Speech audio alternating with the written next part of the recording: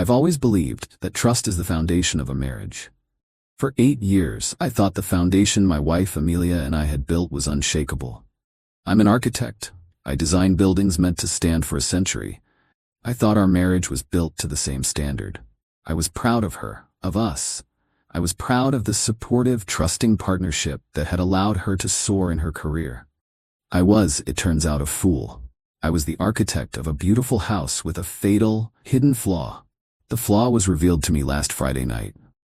Amelia was supposed to be in Denver, attending a 3-day leadership conference for her tech company.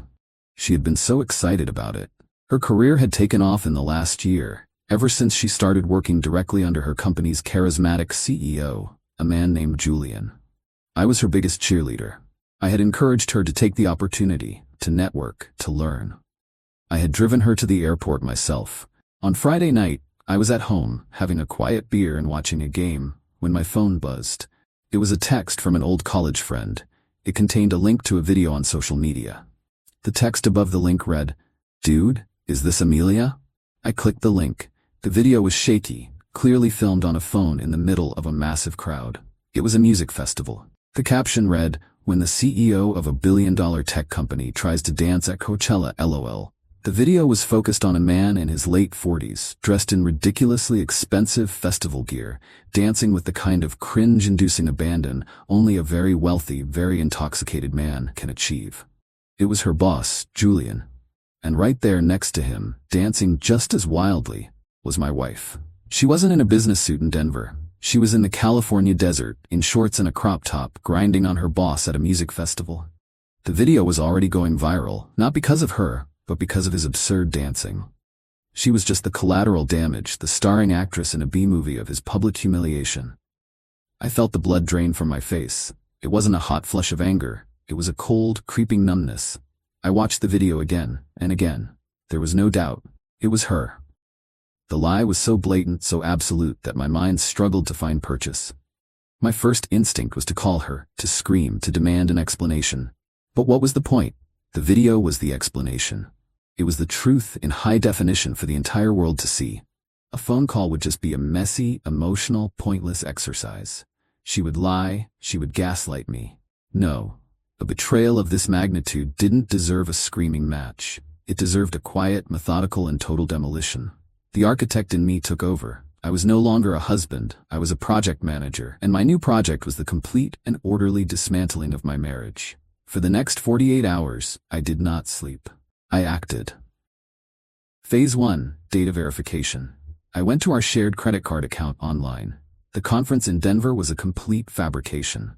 There were charges for 2 first-class flights to Palm Springs, a charge for a VIP pass to the music festival, a charge for a luxury villa rental for the weekend. The financial records confirmed the video's story. The lie was airtight. Phase 2, legal consultation. The first thing I did Saturday morning was call a lawyer, the best divorce lawyer in the city. I explained the situation, sent him the video and the financial statements. His advice was simple and brutal. You have all the leverage. Let's make sure she can't touch a single asset. Phase 3, asset protection. Following my lawyer's advice, I spent the next several hours separating my finances. I transferred the majority of our shared savings into a new, private account. I froze all of our joint credit cards.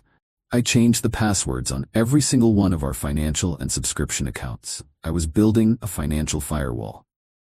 Phase 4, the final presentation. The last step was the most physically and emotionally draining. I went from room to room in our beautiful house, the house I had designed myself, the house I had paid for, and I packed every single thing that belonged to her. Her clothes, her shoes, her books, her makeup. I packed it all into neat, uniform cardboard boxes. It was a quiet, joyless task. I was not an angry husband. I was a mover, efficiently clearing out a space for a client who was no longer in residence. By Sunday evening, the job was done. Her entire life was contained in a neat pyramid of 27 cardboard boxes stacked in the middle of our living room. I sat on the sofa, the one piece of furniture that was truly mine.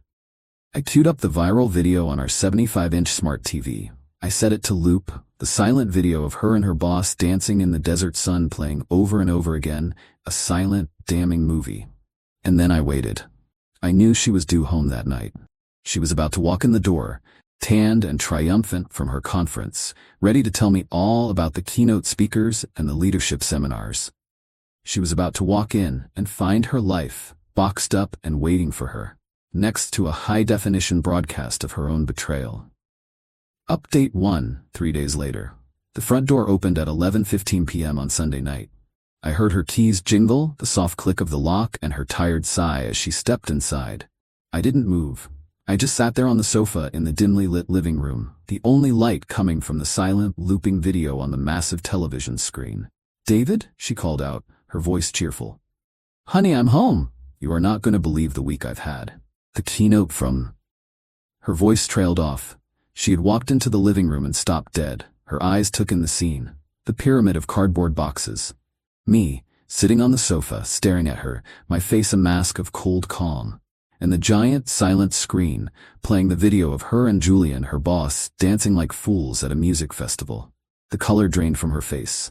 I watched her mind work, desperately trying to process the impossible scene in front of her. She looked at the TV, then at me, then at the boxes, and then back at the TV. Her jaw went slack. What is this?" she stammered, her voice a hoarse whisper. "This," I said, my voice quiet but carrying in the silent room, "is a viral video of you and your boss at the music festival you attended, instead of the work conference in Denver you lied to me about." She immediately tried to lie. It was a pathetic, desperate reflex. "It's not what it looks like," she said, her voice rising with a frantic energy. "It was a work thing, a team-building exercise after the conference. Julian flew the whole team out as a surprise." "Really?" I asked, my voice flat and devoid of emotion. "The whole team?" "Because the credit card statement only shows 2 first-class tickets to Palm Springs, charged 3 weeks ago. It shows a single villa rental. It shows VIP passes for 2. The conference was in Denver, Amelia. The festival was in California. The lies are as sloppy as your boss's dancing." I stood up and walked over to the stack of boxes. I patted the top one. "These are for your convenience," I said. "I've packed all of your belongings. You can call your friends, your parents, or Julian to come and get them, but you will not be spending another night in this house." The realization that her lies were not going to work, that I had all the facts, seemed to finally crash down on her. The desperation turned to rage. "You can't do this," she shrieked. "You can't just kick me out. This is my home. I have rights." "No, Amelia," I corrected her. "This is my home. The deed is in my name. The mortgage is paid from my account. You have been a guest here, and your stay is over. As for your rights, I suggest you discuss them with your lawyer. I have already retained mine. I'm sure they'll have a lot to talk about." The final blow came when she tried to fight back financially. She reached for her purse, her expression turning venomous. "Fine," she spat. "I'll go to a hotel. You can expect a bill from my lawyer for half of everything we own." She pulled out her wallet and took out the platinum credit card from our joint account. I just smiled a cold, dead smile. "You might want to try a different card," I said. "I had that one canceled yesterday. All of our joint accounts have been frozen, pending the divorce settlement. You have no assets here." She stared at the useless piece of plastic in her hand, and in that moment, she finally understood the totality of her defeat. She wasn't just losing a husband, she was losing her entire, comfortable, well-funded life. She was a CEO's party girl with a broke person's bank account. She collapsed onto one of her own boxes and started to sob. They were not tears of remorse. They were tears of pure, unadulterated self-pity. I didn't feel a thing. I just walked to the front door, opened it, and waited for her to leave. Update 2. 1 month later. The month following her eviction was a masterclass in damage control. Not from me, but from her former company. The viral video of their CEO's cringe-worthy dancing and very public indiscretion with a subordinate caused a firestorm on social media and among the company's shareholders. Julian, the charismatic CEO, was forced to issue a humiliating public apology for his lapse in judgment. The company's board of directors, furious at the scandal, put him on a temporary leave of absence. Amelia's position, of course, became completely untenable. She was the star of a viral video with her boss. Her career at that company was over. She quietly resigned a week after I kicked her out. My life, in contrast, was a study in quiet, methodical progress. The divorce proceedings began immediately. Amelia, now unemployed and desperate, hired a bulldog of a lawyer. Their first move was an aggressive demand for half of all assets, including the house, and significant spousal support based on the lavish lifestyle she had been living. This was the moment my own lawyer, a sharp, strategic woman named Miss Albright, had been waiting for. She responded with a counteroffer that was, in her words, a strategic demolition. Her argument was simple and brutal. She presented the mountain of evidence I had collected. The video, the financial statements proving the lie about the conference, the clear evidence of the affair. But then she added a brilliant, vicious twist. She argued that Amelia's rapid career advancement and significant salary increases over the last year, the very income her lawyer was using to justify a high spousal support claim, were a direct result of her inappropriate, unethical relationship with the CEO. She argued that her professional success was not earned, but was a form of soft compensation for their affair. Therefore, my lawyer contended, we should not be using her inflated, scandal-tainted salary as the basis for a settlement. Instead, we should use the salary from her previous job, before she started working for Julian, a salary that was less than half of what she was making when I kicked her out. Furthermore, my lawyer made it clear that if they chose to fight this, we would be more than happy to proceed to a public discovery process. We would subpoena her former CEO, Julian. We would depose her former colleagues. We would turn her entire professional life inside out to prove that her career was built on a foundation of deceit. The threat of having her affair and professional misconduct dissected in a public court and having to drag her now disgraced former CEO into it was too much for her. Her lawyer knew they were in an impossible position. The company would never let Julian testify. They would pressure him to make this go away as quietly as possible. Amelia's bulldog lawyer, faced with a legal and public relations nightmare, was forced to advise her to take whatever we offered. Her attempt to secure a golden parachute from our marriage had failed. Final update, 6 months later. The divorce was finalized 2 months ago. The final settlement was a quiet, brutal execution. Amelia was forced to accept a settlement based on the financial reality of her life before her affair with the CEO began. She walked away with a fraction of what she had demanded. She did not get the house. She did not get spousal support. She got just enough to start over, but not enough to continue the lie of the life she had been living. Her career in the tech industry is over. The viral video and the subsequent scandal have made her toxic. The last I heard, she had moved back to her hometown to live with her parents, her grand ambitions, and her high-flying career in tatters. The affair with Julian, of course, ended the moment she became a liability to him. He threw her under the bus to save his own career, a predictable move for a man of his character.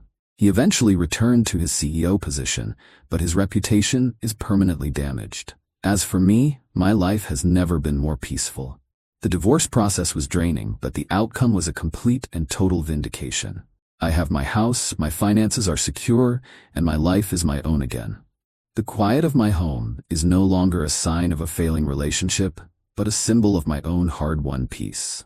I've spent the last few months reconnecting with myself. I've been focusing on my work, on my health, and on my real friendships.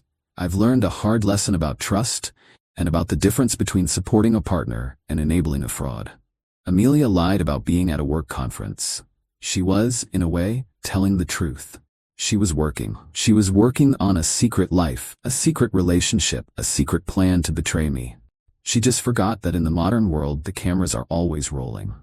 She was so focused on building her new life that she never considered that I, the quiet, supportive husband in the background, was the one who owned the entire building. And when I saw the structural flaws, I didn't just evict her. I condemned the whole damn thing.